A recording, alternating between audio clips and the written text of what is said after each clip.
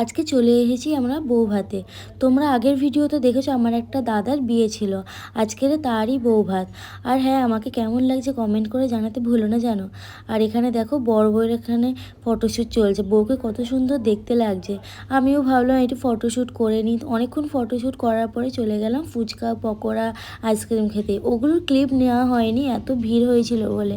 তারপরে এখানে বড় বউয়ের ফটোশ্যুট চলছে, আমি দাঁড়িয়ে দাঁড়িয়ে অনেকক্ষণ দেখছিলাম। তারপরে অনেক রাত হয়ে যাওয়াতে আমরা মেন স্টলে চলে গেলাম। আর জানো, আমি 7-8টা আইসক্রিম খেয়ে নিয়েছি। তারপরে মেন কোর্সে ছিল এগ ডেভিল আর স্যালাড দিয়ে দিল। কাসুন্দির সাথে খেতে বেশ ভালোই লাগছিল। তারপরে দিয়ে দিল বেবি নান আর চানা মশলার তরকারি।